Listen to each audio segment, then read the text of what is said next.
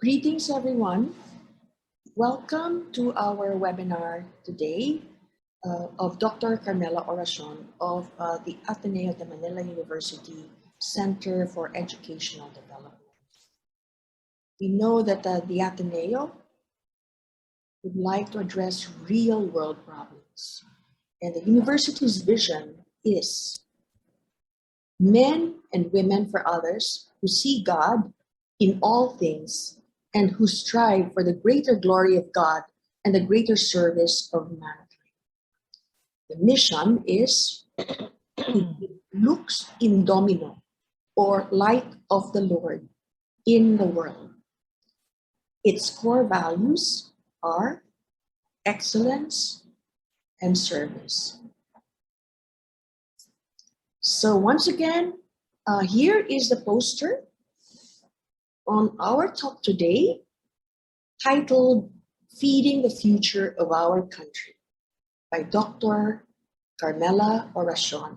I had introduced her earlier, and you can read through the outline of her talk here. Hunger situation in our country, why it is important to address hunger and malnutrition among our school children, contribution of AIDS in the fight against hunger. Many of us have heard these lines, these concerns, problems from Father Ben Nepres, who had been our speaker in Zonta over a year ago. So at this point, I will stop sharing my screen and would like to give the virtual floor to Dr. Mel Oracion. Thank you very much, Ma'am Giselle, for a very kind introduction.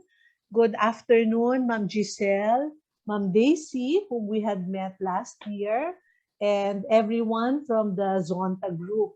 My colleagues and I are happy and honored to be here with you this afternoon to make a presentation on the work of the Ateneo Center for Educational Development and to look forward to a possible partnership between ACE and Zonta.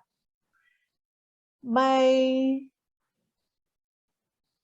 session this afternoon, as mentioned by Ma'am Giselle, will focus on the initiatives of the Ateneo Center for Educational Development against hunger. No? Our little talk is entitled Feeding the Future of Our Country. I'd like to begin by introducing the center. This center, which we call ACE, was established in 1997 to spearhead the university's mission to close the poverty gap and improve the quality of life through improving public basic education in scale. The center aims to move up the performance of public schools through initiatives that are needs-based, community-owned, and outcomes-based by engaging various units of the university, the school communities, DepEd at the national and local levels, and local government. We facilitate partnerships with individuals and institutions like your group to marshal human and material resources to support the mission of the center. We initially started with interventions towards the development of the quality of education in public schools, such as training of teachers and preparation of instructional materials, as you see in some photos on the screen in front of us right now. Then we stumbled upon other issues that required us to consider dental checkups and eye checkups. For example, we learned that many of the students were absent a lot because of headache and toothache. And that's because they never had proper dental care. So we started doing dental missions, as you can see on the photos, with the help of dentists. Then we also realized that many of the children who were classified as non-readers or poor learners, those who get very low grades, actually just couldn't see. They could not see the the writings on the blackboard, the green board, the chalkboard in front of them, and they couldn't read their books, so they had very poor eyesight, no? And not their parents, not anyone ever noticed that. So we did some opta missions for them. Then, around 2008, 2009, we encountered the seriousness of hunger and malnutrition among a significant number of public school children. There were two stories that were instrumental in the involvement of ACE in nutrition programs. And I would like to share them with you because these were the stories that woke us up, no? These theories. There were no theories really that woke us up, but these stories. The first one is the story about a grade 2 boy in Parañaque City. At the time, we were working with public elementary schools in Parañaque City. And in one of the schools, we were told by the teachers that one day, a grade 2 boy fainted. And very honestly, we realized that fainting is not uncommon in the public schools. If this happened to one of our children or your grandchildren or students in private schools like Ateneo, right away, people will panic, bring the student to the infirmary or the nearest hospital, the parents will come, etc., etc. But no, not in these places. It was usual for the children to faint. No? So they just waited for the boy to regain consciousness. And when he regained consciousness, nung nahimasmasan na siya, the teacher of the boy said, "Ay, napano ka ba anak? Anong nangyari sa'yo?" And then, she was very surprised with the answer that came. The boy said, "Ay, Huwebes po pala ngayon." No? And that was a very simple statement, but we learned a reality from that story. Huwebes po pala ngayon meant it was his turn on Thursdays to skip breakfast so that his siblings could have a better breakfast. We didn't know that reality, but it prompted us to look into the problem. The other story that I would like to share with you is a story that has to do with grade 4 children in Mines Elementary School. This is a school in Quezon City. So we were doing focus group discussions with the parents in line with our profiling of schools. That's part of what we do in order to help schools develop, no, in a very targeted manner. So we were having these focus group discussions with parents, largely mothers, no? And then we learned that many of the grade 4 girls come to school without underwear. And so we asked the mothers, to a point of scolding them, why? Why do you send your girls to school without underwear?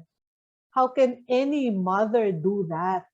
And one of the mothers replied, and her response was echoed by the others. She said, ma'am, kayo po, kung papipiliin kayo ng ibibigay ninyo sa anak ninyo, underwear o pagkain, ano po ang pipiliin ninyo? And that's how we realized how poor they were. For a mother to sacrifice that, no, for her daughter was something.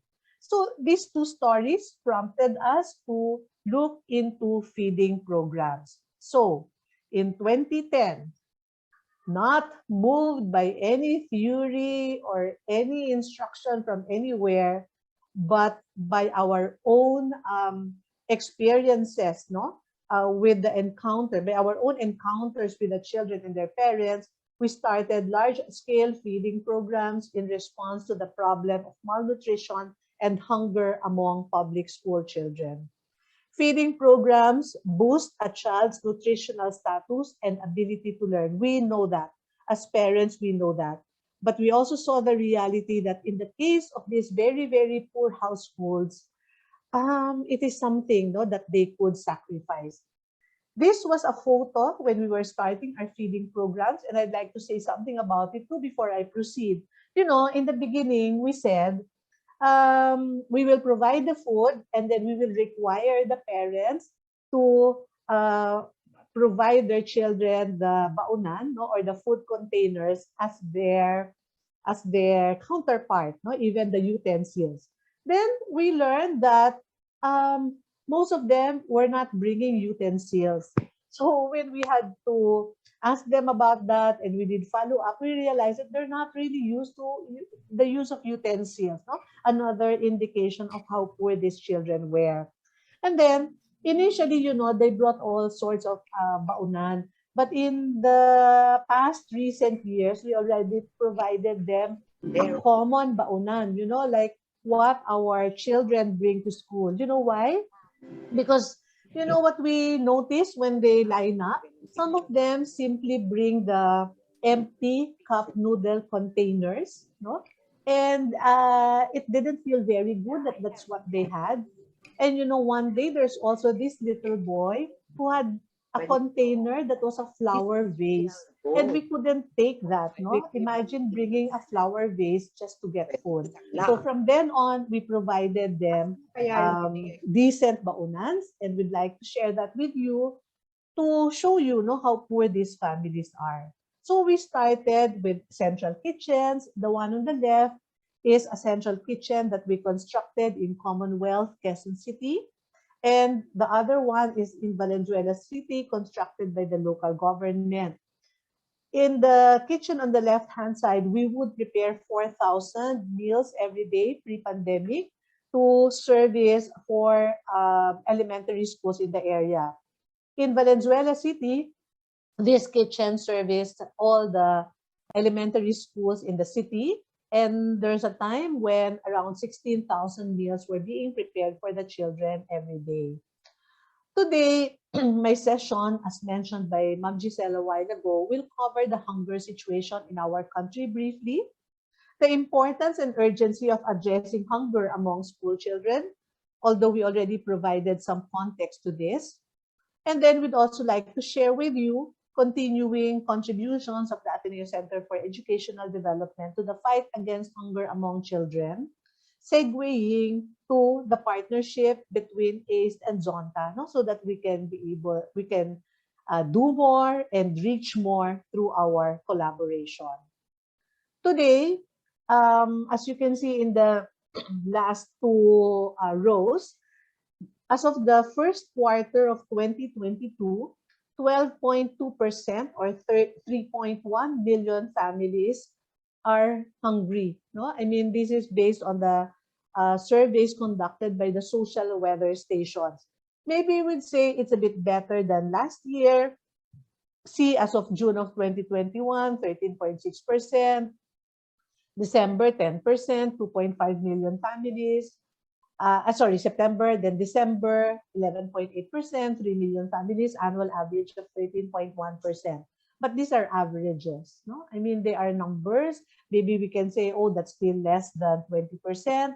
That's just a little above 10%, whatever. We can say all those things about numbers, but we who are able to encounter the poor know how poor they are and how they are hungry and malnourished. The questions that the social weather stations asked in this survey that yielded those percentages are the following. Nitong nakaraang 3 buwan, nangyari po ba kahit minsan na ang inyong pamilya ay nakaranas ng gutom at wala kayong makain? Nangyari po ba yan ng minsan lamang, mga ilang beses, madalas o palagi? And 12.2% of the population in the country, or 3.1 million families, have said yes. And that for us is a very clear indication that hunger and therefore malnutrition and stunting persist. Now, I mentioned a while ago that ACE got into feeding programs. In 2009, we started with the Busog, Lusog, Talino program with Jollibee Foundation. In this program, Jollibee supported 40 children per school, and it was certainly very helpful for the 40 children. But given the size of the population in Metro Manila schools, that was very little. No? For example, Bagong Silangan Elementary School in Quezon City reached out to us around that time, And the principal said 50% of our children are malnourished based on their body mass index measurements. So, well, 50%. Again, this is a percentage. So what is it? 50% of 200 is just 100, but 50% of 1,000 is 500. So we asked the principal, how many students do you have? And she says 7,000. So that meant that 3,500 children were malnourished, and likely they were coming to school hungry every day. But we also said we didn't know how to handle that, not because we were new in this particular game. So in 2010, we made a decision to do a pilot of the Blue Plate for Better Learning feeding program for 400 children in Bagong Silangan Elementary School that was supported by then Vice President Joy Belmonte. We didn't know how to do things, no, but we learned. By immersing ourselves in the feeding program. Now, for example, I'd like to share with you that I do not know how to cook rice in that manner. My mother taught me by using, measuring the water using my middle finger or using the rice cooker. But to cook 4 sacks of rice every day was beyond me. No? So that's why. In the first few years, no, sobra, the burnt parts, what we call tutong, they were very thick and very huge. But over time, we learned, no, because we were really motivated by the desire to provide food to the children. Then 2011 came the large-scale Blue Plate for Better Learning feeding program in Quezon City and Valenzuela City. I showed you the photos of the kitchens there, medyo better conditions, and we could prepare the meals efficiently already. We also had another one in a very poor place. This is Mercedes in Camarines Norte. The mayor invited us to go there, and we established a kitchen there. Then I'm happy to share with you that we were contributory. We were able to contribute to the Republic Act 11037 that produced funding, no, for meal programs for malnourished children in public schools. We were able to contribute because since 2009, we had been practicing the operations, and we were able to share this with them. And then in 2020, no, from in-school meals, we had to shift to food packs. We all know what happened in 2020.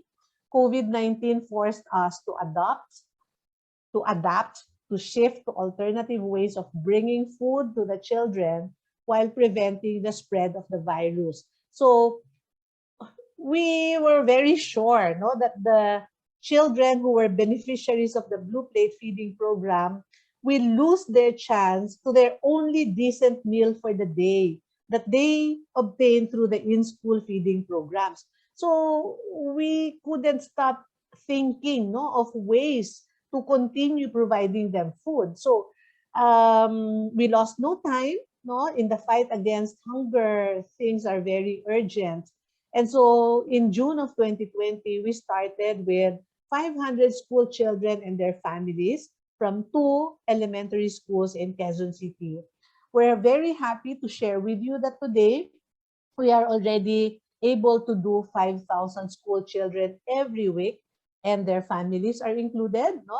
And this number, 5,000, includes 250 beneficiaries in the first 1,000 days of life. So the maternal, infant, and young child category. Through the help of Ma'am Gray, Daisy, a year and a half ago, Zonta was able to help us, no, get to this number. We provide in the food packs, we provide root crops, vegetables, and fruits. No? Why did we do that? Well, intuitively, we know that these are healthy food items, but we also did research during the time that we were still conducting in-school feeding programs. And the research showed that the data on the food groups included in the diet of the children revealed that less than 50% of the children in Metro Manila have fruit, vegetables, milk, and milk products in their diet, specifically green leafy vegetables. So these are the items that we strive to include in the food packs. And we would like to let you know that ACE will Ito ma'am, continue. parts sa luwang model. It's in Ito na po coil, yung buo. like buchit atang. Tapos ito ma'am, wala naman talaga. So ACE will continue the food packs program at least in the coming year or years while we are recovering from the pandemic. No, why? Because when we were doing in-school feeding programs, we could feed one child 5 meals per week.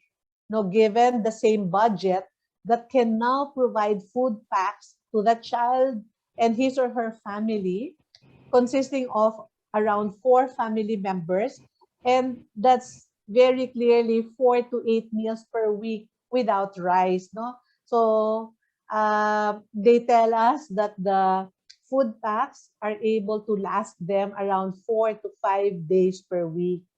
The operations are also simpler, and during the pandemic, this is crucial.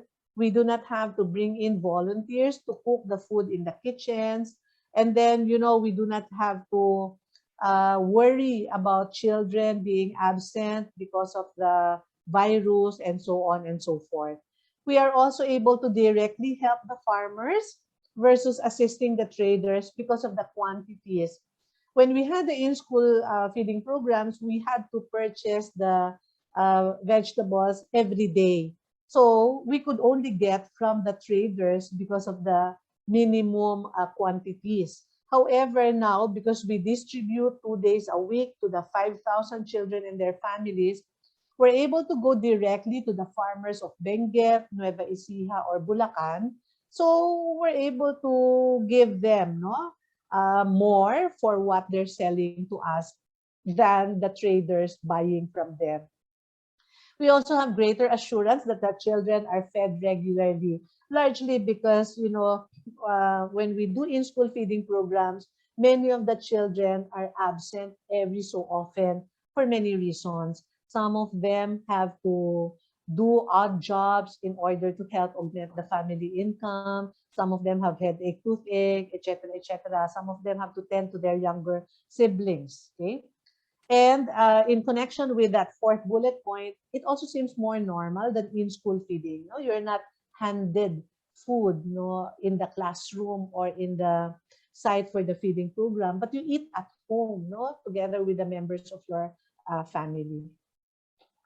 Now, I mentioned a while ago that we have started to consider also the children, or the individuals in the first 1,000 days of life, so maternal, infant, and young child category.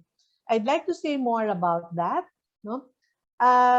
That's this way. The first 1,000 days of life are computed in this manner: 270 days pregnancy, then 365 days for the infants, and then 365 days toddlers.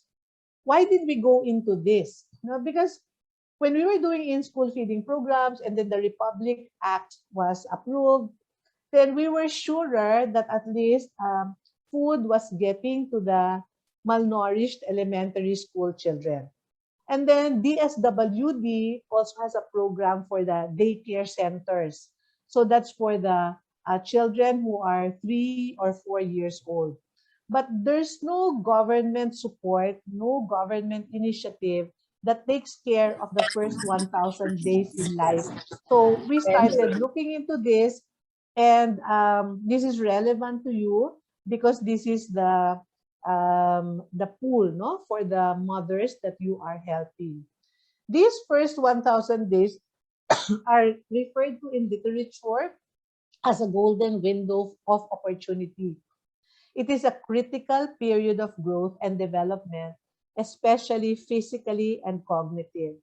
And we want to address that, sometimes we think it is just a physical impact on the children or on the individuals when they don't get proper nutrition when they're young. No, so in the Philippines, sometimes they're simply referred to as bansot, no, kasi ganun talaga, we're not really a tall people. But no, they are stunted. And more importantly, even cognitively, they are stunted. And maybe this is part of the reason why the recent past elections came out to be the way it did, no? Because maybe we also have a large number of people in our society that have been stunted cognitively. Nutrition in the first 1,000 days can determine the baby's potential for the rest of their life. Important. So here are some photos that we'd like to share with you. These are the young mothers that we work with. And there are many, many of them. You know, the beneficiaries for this particular component of the program include mothers who are 13 to 19 years old. We actually prioritize them because even if there are mothers older than 19 or 20, these mothers are young people themselves. They are young girls. So their bodies are not ready, but because of whatever it is that happened to them, their circumstances in life, then they are pregnant, they have just given birth, or they are already mothers. No? And my colleagues later on will share with you that we are eyeing already a few of them for the support that Zonta members are thinking of providing. All right. These are photos from our distribution of food packs. See, the jeepney drivers who lost their jobs during the pandemic have been very helpful to us. And you know, with the rise in fuel prices recently, this program continues to be very helpful to them. And then the schools and our representatives in the communities are able to ensure for us, you know, very careful distribution practices and procedures so that we don't contribute to the worsening of the pandemic. You know, this girl here, if I may share with you, this little girl here, she and her mother, no, and another sibling don't have any home. They live in a park across the school. But we got to know her because she's very diligent. The principal and the teachers have told us that she's really very serious about working on her assignments, no? And so we're hoping that she finishes elementary at least. All right, so here are other photos of what they receive and the beneficiaries.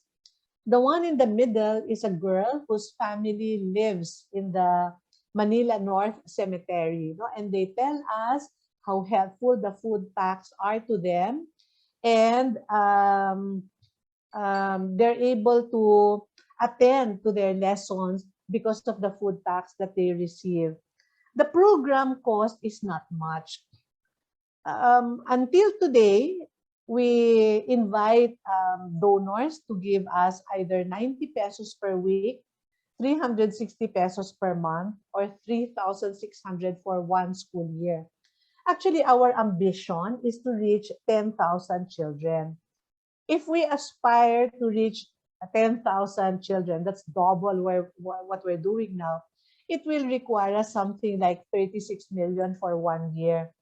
And we will all think that it's next to impossible. It will be very difficult to get people to contribute. But allow me to share with you that because of the generosity of individuals and groups, we are slowly able to reach more and more. This has been my point, and this is shared by my colleagues. So maybe it's very hard to raise 1 million pesos or 36 million pesos. Maybe that's really impossible. However, I cannot imagine that we cannot find 10,000 Filipinos who will not be able to give us 3,600 pesos for 1 year. See, 3,600 pesos is just a meal, not even in a very good restaurant. No, it's an ordinary family meal in a restaurant. And that one, I'm sure many Filipinos will be able to afford if they see the value of the program. And I'd like to, at this point, mention and highlight our intention to really support a young mother's food and future program. The food program is already there, and we thank you for supporting us and continuing to support us by funding the food packs. But I'm also very happy and very grateful that your leaders in Zonta have thought of considering the future of the young mothers, because these mothers had to give birth, no, they became pregnant, they had to give birth, they have to tend to their children. Most of them also stopped schooling. And we know that because education is still maybe the best, no, or a very important gateway out of poverty, we know that it will not be possible to cut the cycle of poverty if we do not help them be able to help themselves. So we're very grateful for the interest of Zonta to provide for their future. And our goal is to help the young mothers and the children get out of poverty by maybe completing their junior or senior high school education, maybe attest the course, maybe a college program, if that's something that is suitable to their context, or maybe start a small business if that's something within their reach. No, but whatever that will enable that will enable them to have a better future. My colleagues will say more about this later. I am joined today by my colleagues in the center. We have Mr. Nelson Hanoras Jr. You'll meet him later. We have Mr. Joel Luanzon, who is unable to join us today because of a family commitment, but he was trying to enter the Zoom a while ago, I saw. And we have Miss Aina Dumagsa, who will also be able to join us later. Okay? With that, I'd like to bring my session to a close, but I would like to share this. Now, this is actually a portion only of a longer writing, of a longer poem by an unknown author. This author said something like this: I was hungry, and you formed a committee to investigate my hunger. I was malnourished and stunted, and you organized a seminar on malnutrition and stunting. You investigated all aspects of my plight, yet I am still hungry. It's a longer piece, actually, that also had something to do with being sick, being poor, etc., etc. Anyway, this unknown author is reminding all of us that actions are better than words, no?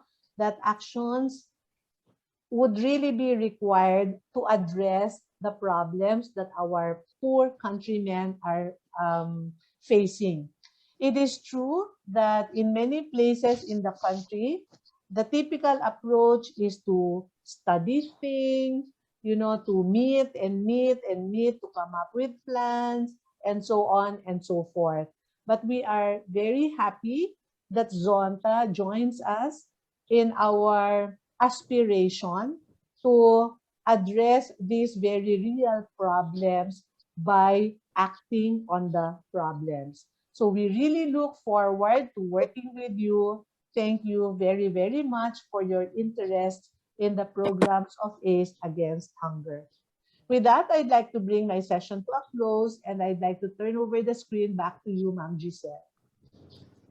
Thank you very much, Dr. Mel, for such an inspiring sharing of all that you do with ACE to contribute to solving the problem of hunger, malnutrition, and stunting, which are the hallmarks of poverty. the most serious problem in our country today. So I think at this point, Dr. Mel, your colleagues in ACE like Aina would like to share um, her views and her thoughts Yes, ma'am. Yes on po. the problem. So Aina, please. Thank you, Ma'am Giselle. Thank you, Ma'am Oracion. Good afternoon, everyone. So, Nelson and I would like to share with you our first-hand experience as feeding coordinators of ACE from the feeding program to the food augmentation program.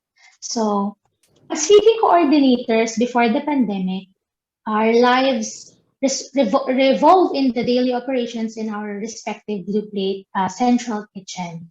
We oversee all the details of its operations from the freshness of the vegetables delivered every single morning, supervise the kitchen volunteers as they prepare the ingredients until the meal is cooked.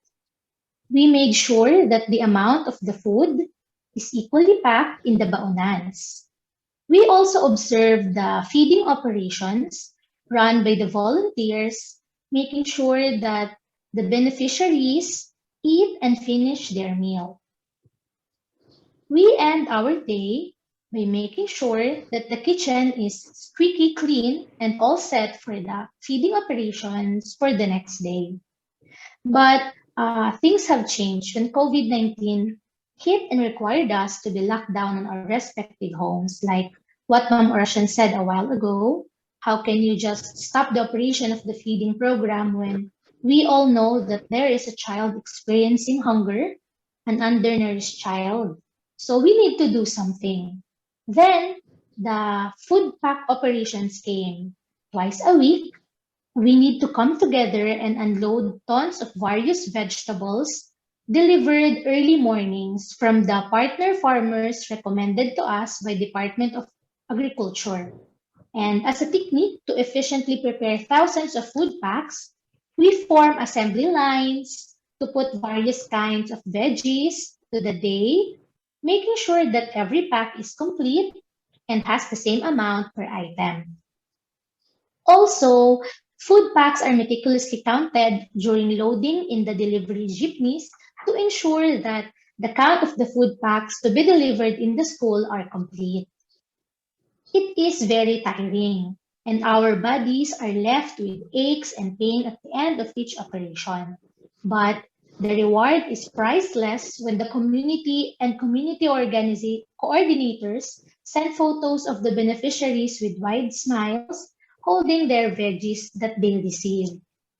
We know that our effort is all worth it when parents of the beneficiaries give endless messages of thanks because each pack of veggies helped them save amount of money from their daily expenses.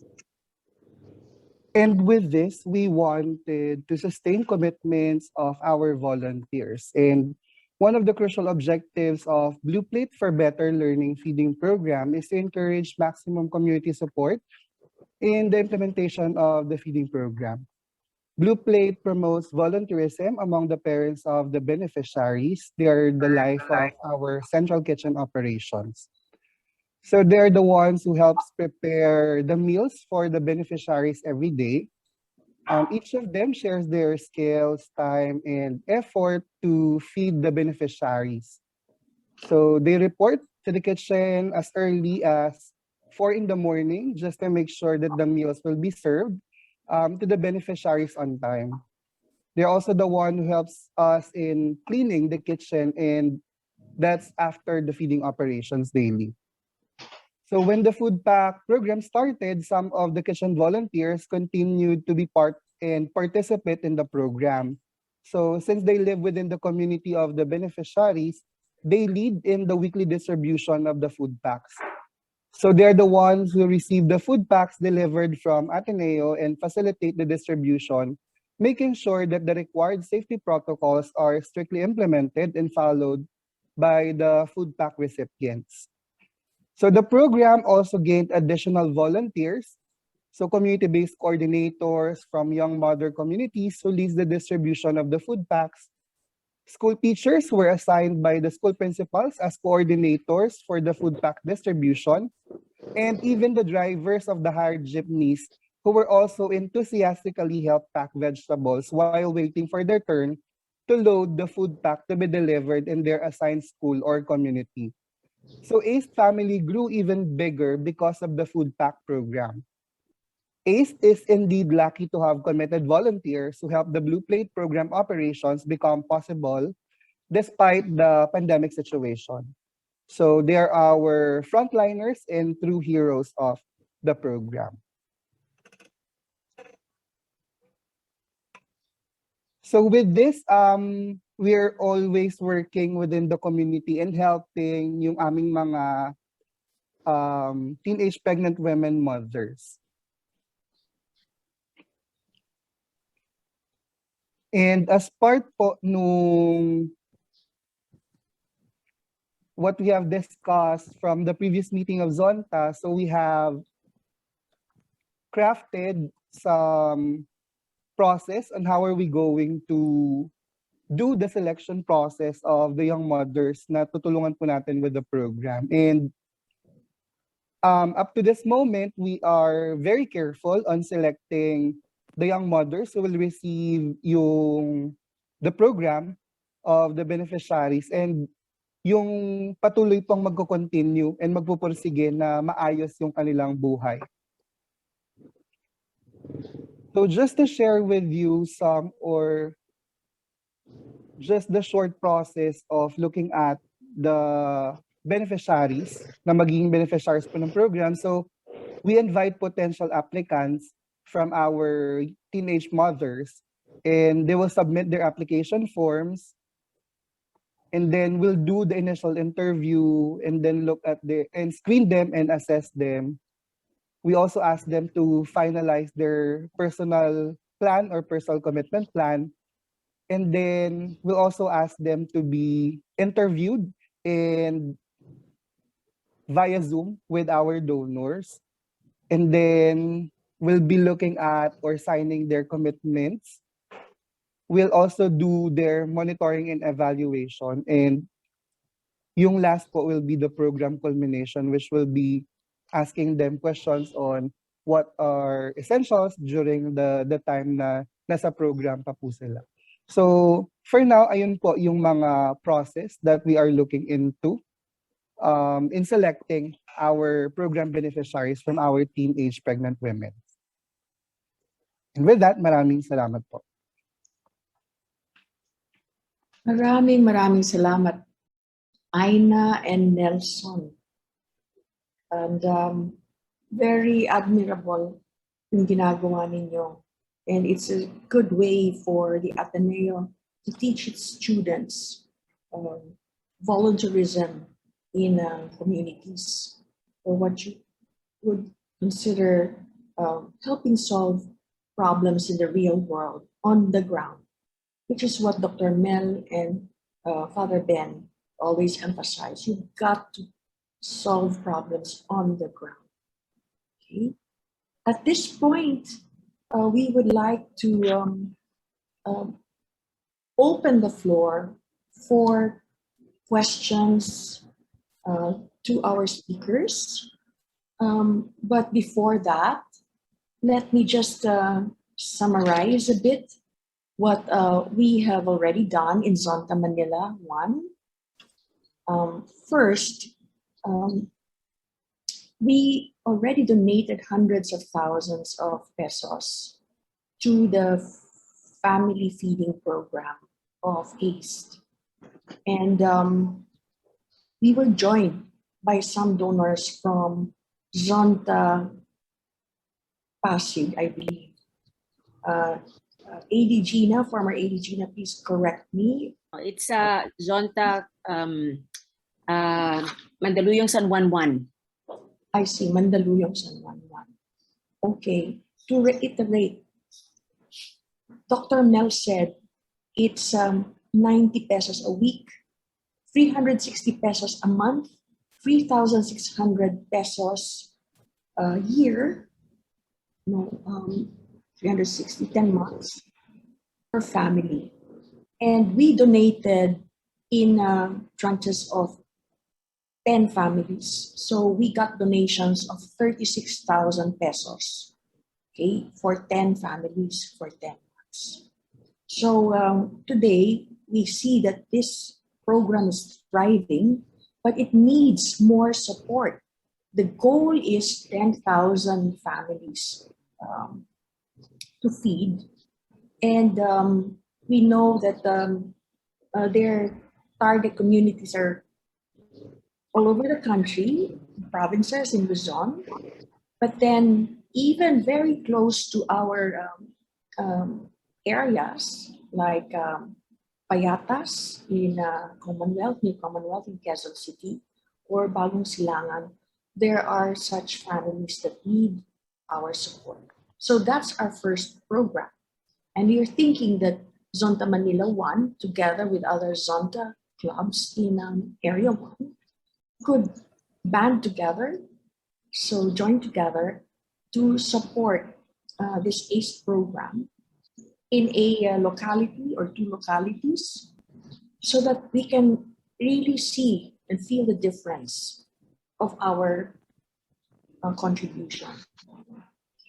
The second program is the Young Mothers Food and Future Program. And it's to get them out of the cycle of poverty. And the idea here is for us to support a well-selected young teenage woman who's a mother or is pregnant based on certain criteria that have been decided by ACE, and they know the good candidates among the women, the young women in the communities. And we are thinking of doing this in Payatas 3, where from my notes, well, there are so many such young women, and we're hoping to support maybe 50. But we suggested that this should be in groups of five young women at a time. And it looks like from Dr. Mel's report, we already have candidates for 5 women. And then we will monitor them. They may have different needs for education. But as a group of 5 women, they would support one another. And the Zontians would also give them advice, guide them, share with them Christian values or other materials, okay, as a group. Okay, so in fact, Zonta Manila 1 has now raised the money for the first 5 young women. And we encourage all of us, including our other Zonta clubs, to join us in this, I think, this important effort, which is right along the lines of our Zonta mission, which is to prevent harm and to empower and educate our women, our Filipino women. So at this point, I would like to request Vice President Ruby Amo to open the floor for the Q&A and the discussions. Thank you, Ruby.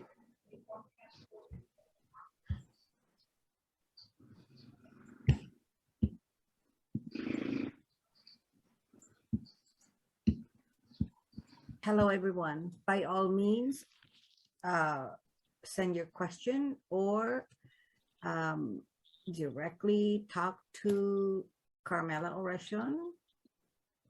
Like, I will start it because this presentation really hit the core on me. I was not exposed nor have seen such hunger on children. And right now, even though education is my number one, I'd like to commit Carmela in feeding those children. I took pictures, but I can't really look at them. It will take time for me to really absorb. It was such a good presentation. I really don't have a question, but it's a comment of appreciation of your excellent presentation. So everyone, please ask your questions to Carmela Oracion. Thank you. Thank you very much, Ma'am Ruby. Ruby, this is Gina Heraldez. Can I ask a question? Yeah, go ahead. Go ahead. Okay, Dr. Carmela, thank you so much for your Hello. presentation. Thank you. I'm the former Area 1 director, and I'm the sister Giselle. And I've also helped a little bit with your program. Anyway, Thank you. you know very well that Zonta has the same goals and vision as you do, but we do not have your capacity, your resources to reach out to so many people. And that's why we're so happy that we can course our contributions through you. Now, because we have many other clubs who are also in this webinar, I was wondering if you could tell us just the safeguards that you have put in to prevent the funds being misused, the funds being used for their purposes. You know how many of us harbor suspicions about, let's say, government projects that never reach the intended beneficiaries. So I just want you to assure our audience that if we contribute funds, this will go to the hungry people that we are trying to help, no? And second, even your associates talked about volunteers. So are you saying that these volunteers are not being paid? Or is there a big part? It can't be big because you're asking only a small amount. It can't be big. How much of that goes for administrative expenses? Okay? Thank you. Thank you. Thank you very much, Ma'am Heraldez. And I think that's a very important question. And especially for those who intend to support us, that's very important. I'd like to share with you that 100% of what donors contribute go to the beneficiaries. There are very strict guidelines also. The university is very strict with funds. So the funds must go to the Ateneo de Manila University. And if in case you would like to have some tax-exempt certificate for your donation, you can let us know so that we can facilitate the certificate of donation for tax-exempt purposes. So I was saying that, yes, I am aware of what you're saying. In other places, administrative costs are part of the funder support. But here, no, 100% go to the beneficiaries. You know, Ma'am Giselle a while ago spoke about the mission of Ateneo. And I think if we are true to that mission, we have no choice but to give all that you give to the beneficiaries. Our salaries, no, of the personnel of the center are Ateneo's contribution. The cost of operations, like for example, you know, the packing materials, etc., are Ateneo's contribution. And then the volunteers, they are unpaid. When we were doing in-school feeding programs, we provided them meals, no, during the stay and meals to take home. So because they're also poor themselves, no, we also wanted to give them something for their services, and that's all we could afford. Right now, we also provide them food packs, and they're happy with it. You know, these volunteers of ours, most of them have been with us for many years now, and they have seen the meaning of the program. You know, even the jeepney drivers, we pay them, of course, the rental, no? But as Aina and Nelson mentioned a while ago, you know, when we're pressed for time, they also begin assisting us with the packing. They have owned the program themselves most. So, yes, Ma'am Heraldez, 100% will go to the beneficiaries. That's so good and inspiring to know, Doctora. The other thing is I wanted to tell you that, you know, Zonta has a seminar or a webinar on early teenage pregnancy. Maybe we can share that with some of your beneficiaries. Yes And po. then we also do webinars on the law against violence against women and their children. Diba? We have that law. That's They great. should also know that. Although, of course, the implementation is another thing, no? But at least they should know what the law provides. And we can do that for you, for your beneficiaries. Oh, thank you po. Thank you very much. We provide them webinars actually, and if you can be the resource persons in some of these, how wonderful, right? Then Yes. our relationship is not just about funding. No? Yes. It goes beyond that. Thank you po. Thank you. May I ask? Sure, Yes. Celine. Ah. Go ahead. Hi, good afternoon, ma'am. Ma'am Good Oracion. afternoon po. Yes. You were my principal when my son was in high Oh, school. who I was was your principal. son, ma'am? Jonelle Clemente is now 38 Okay. years old, so old. Oh, one of our first few students. Ma'am, Yeah. may I ask, because we have been under pandemic for more than 2 years already, Yes, correct. and that your rates have been the same since long ago. Mm. Now the prices have tripled, even the eggplants and all from 20 pesos, they became 90 and 80. How do you adjust your pricing? Have you adjusted your contributions and all? Yes. I'm trying to figure out how to do it, but we will adjust soon. Maybe we'll go up to about 100 or 110 per pack, but not much. Again, we continue to source from the farmers. Secondly, ma'am, there's also another aspect that we introduced, and that is to connect wastage and food supply.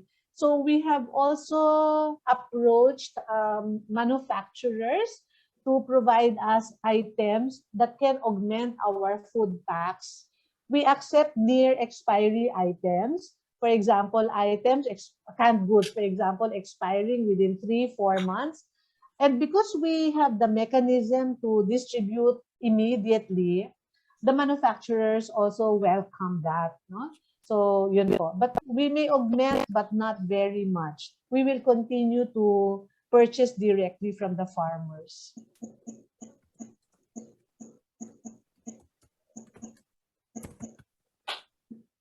And you saw, in the photos, you saw the quantities, di ba po? The Yeah. 90 pesos, they're not little. No? 90. Yeah, they're not little, yeah. It is little. It's very small. Yes, Ma'am Ruby, correct. As I mentioned a while ago, what's 3,600? That's a meal, an ordinary meal somewhere, not even in a very pricey restaurant. In connection with Gina's concern, Mel, I'd like to tell everybody that, the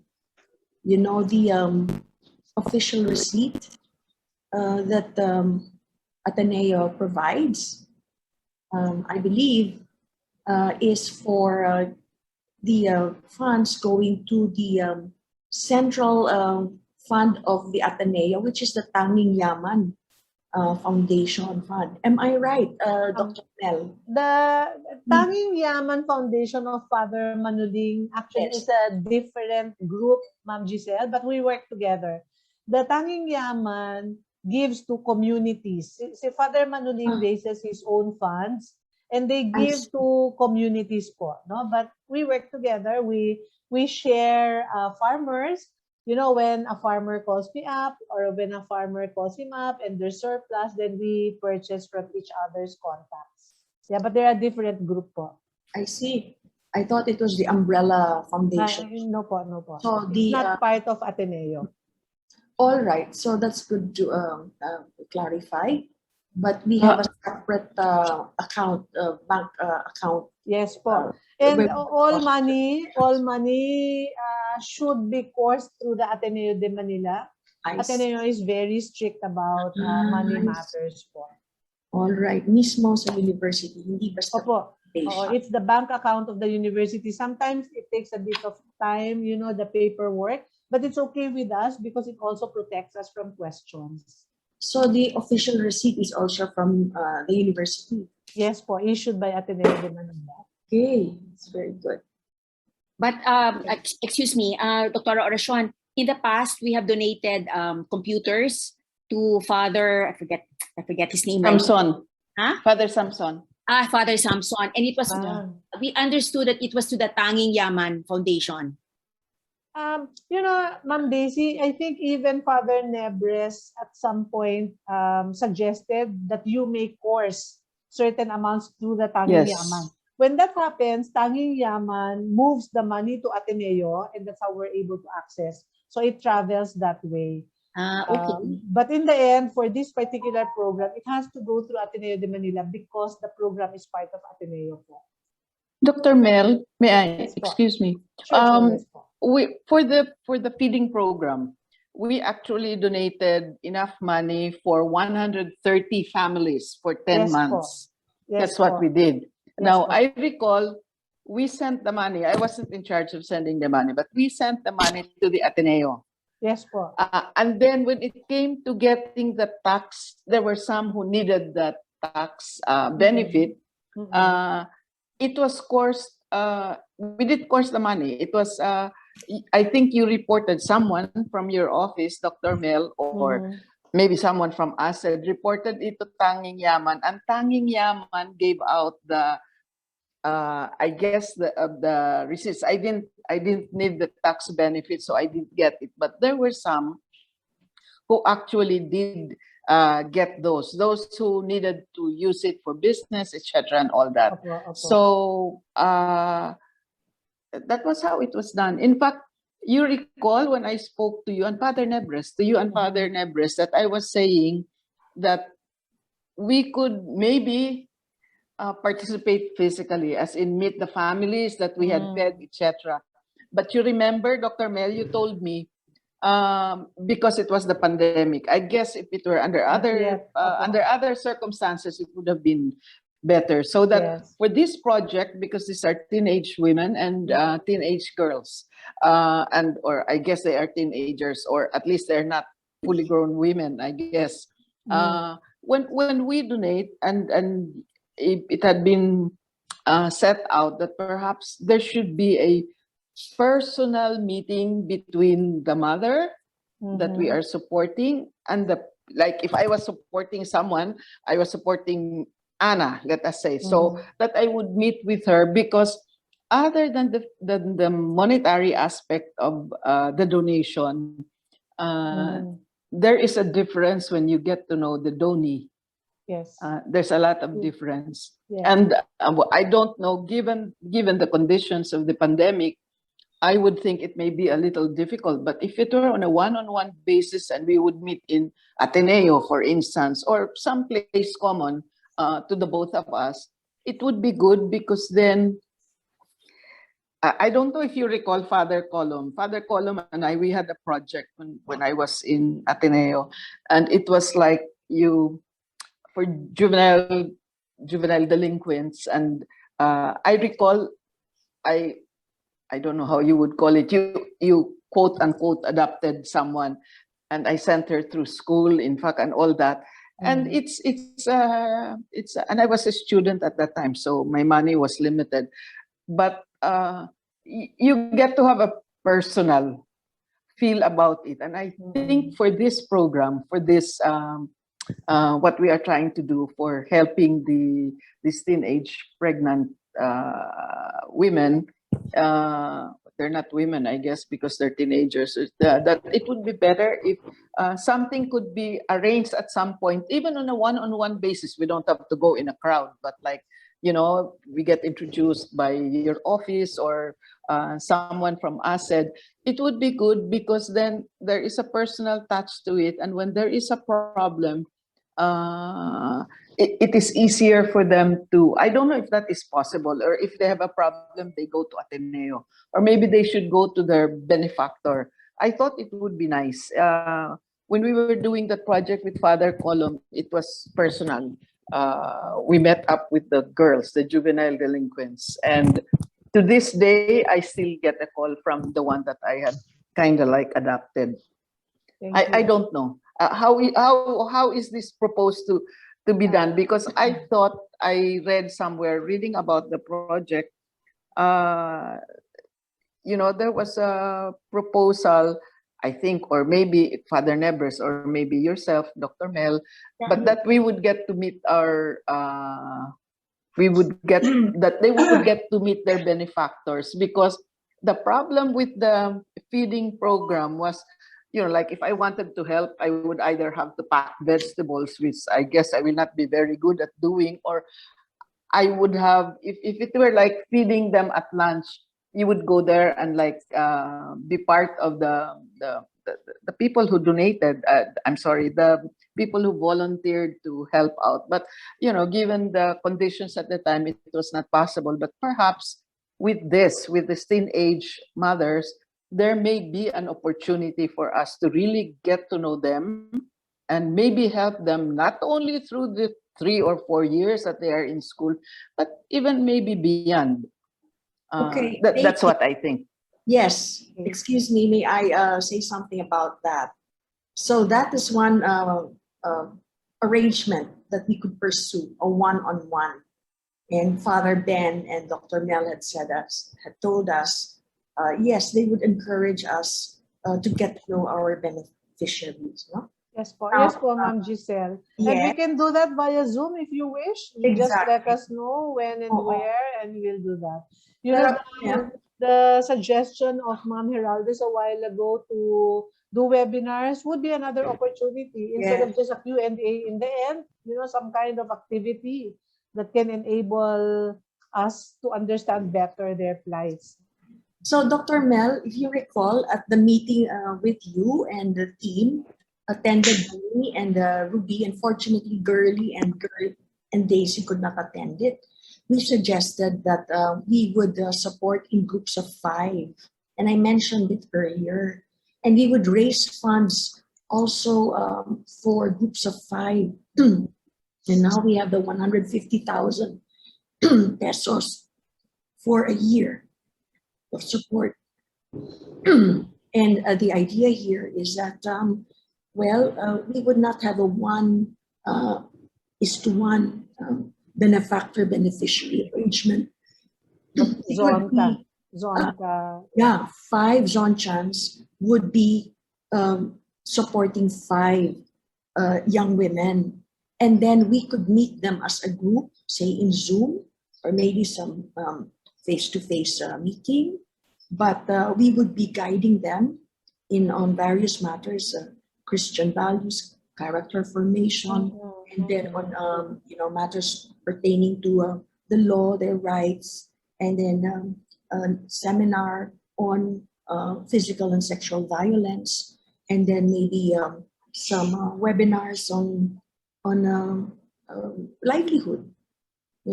So that's another arrangement that we could pursue, and I tend to favor the group of 5 arrangement because the mothers themselves will become closer to one another. They would be supporting each other, just like our Ashi Nanais support one another. The group of 5 was an idea of Mercy Abad, your friend, Dr. Nell, and it works. Parang may konti pang paluwagan sila, no? Of course, they're already pursuing livelihood, business, no? Pero they help one another, but we could also support them in groups of 5. Okay, so let us consider this, maybe discuss it a little further and decide how we can contribute to the education and training of the mothers, the guidance of the mothers. Giselle, can I ask one more question? Sure. Dr. Mel, Just Dr. a second, Mel. Gina, if I may interrupt. Giselle, can you just remove your hand icon so that I will know? Okay. Okay, Thanks, Dr. Gina. Mel, go ahead. when you say that we are going to support the mothers even after, feeding them and their families, are you talking about giving them like a college education, or are you talking about just giving them livelihood? And what kind of livelihood are you thinking of? Like what? Yeah, actually, that comes as an offer from Zonta. Zonta, led by Ma'am Gisela, thought of also supporting the future of the young mother. So we thought hard about this, and it is very important, and yet it has to be done very carefully because it's an individualized assistance in a sense, no? So the Nelson and Aina and Joel are really trying to look into the lives and context of the young mothers and where they are and what can be done to help them move to the future in a better manner. So some of them have expressed, for example, that they want to finish senior high school. So that's fine. Senior high school is free in the public schools, but through your support, we can provide, whatever they need for materials, for gadget, etc. Some of them will not want to study anymore. So maybe they'd like to set up a simple business, sari-sari store, or learn how to do manicure, pedicure, whatever. If that's where they are, then we will also help them in that regard. So what Sina Joel, Nelson, and Aina are doing right now is really to scan the pool, no, and look for the ones who are really serious about improving their contexts, no, and their situations in life. And these are the names we will recommend to you so that you can choose. And then the meetup will follow later on. So that's what we have, Ma'am Heraldez. Sige, thank you very much, Dr. Mel. Thank you. May I remind, you could write your questions through the chat box. Is there any more question for Dr. Mel?